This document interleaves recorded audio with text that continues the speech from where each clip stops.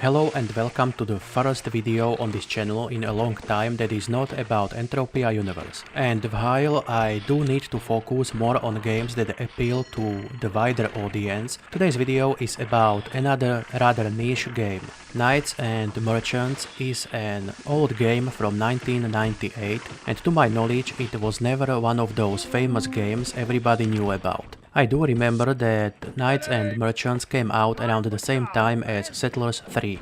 I guess that might have had something to do with this game getting less attention than it could have gotten otherwise. Anyway, today it can be bought on the cheap on Steam or GOG. I do own a copy on both platforms, and there is an original CD with the game that I bought back in 1999 somewhere in my closet. By the way, this was the first video game ever that I bought with my own money back when I was 10 years old.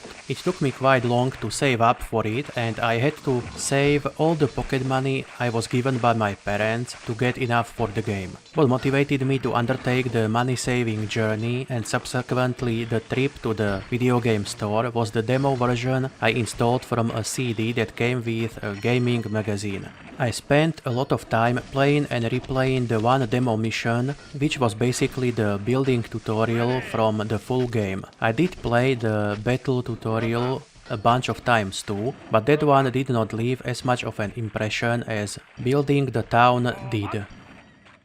So, that is how I got into playing Knights and Merchants. Now let's go over why I originally fell in love with the game and why I occasionally play it to this day. It all boils down to the process of building a medieval town with a bunch of supply chains to produce food, gold and equipment needed to train soldiers that you need to take out your enemies. While many games do this well and have done so in the past too, the way Knights and Merchants did it left a really good impression on me. I think that all the attention to detail that went into the process of taking care of your civilian population's needs before you could start pumping out armies played a big role in my attitude towards the game. And to be honest, Knights and Merchants was one of the first two games that I actually played as a kid which tackled this concept really well. The other one was Settlers 3, which I got for Christmas from my parents a year after it came out, and both are games that I occasionally play until today. However, Knights and Merchants gets an extra point from me for the art style and the animations of different workers as they go about their business.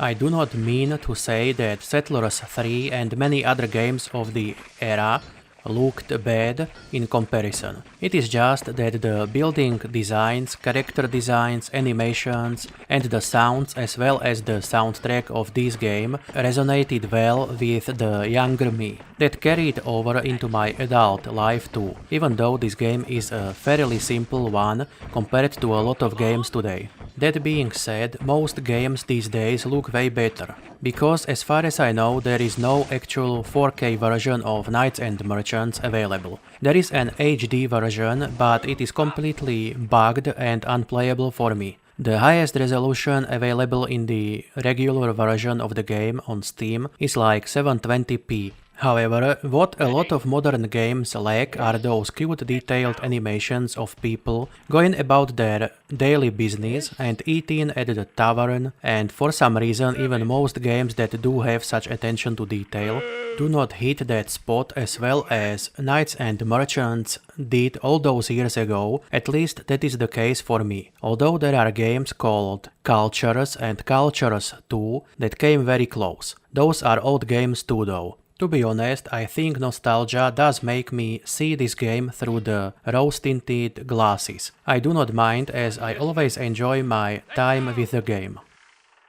To conclude, Knights and Merchants is an old game that is close to my heart. The Steam and GOG versions of the game are still playable on today's hardware, even if there are some limitations such as lower resolution, game crashes every couple hours of gameplay, an occasional bug or two, and potentially broken HD version of the game. That last one might be just my computer being weird though. I am not sure if I would recommend this game to new players at this point. There are many really good indie games at similar price point these days that probably deserve your attention more and that will more than likely provide more value to you. Many AA and AAA titles regularly come on sales at comparable prices as well. On top of that, the gameplay is a bit dated. However, if you played the demo back in the day or used to own the full version and liked the game, then I would recommend getting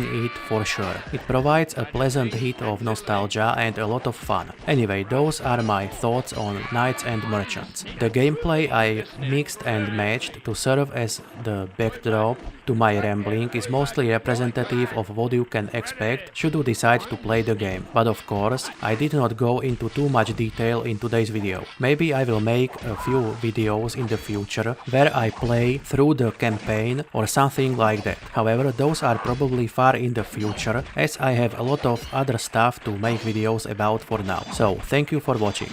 Feel free to tell me about your experiences with Knights and Merchants in the comments below. Please do hit that like button as if it just ate the last sausage in the tavern in front of you and subscribe to the channel. Thank you.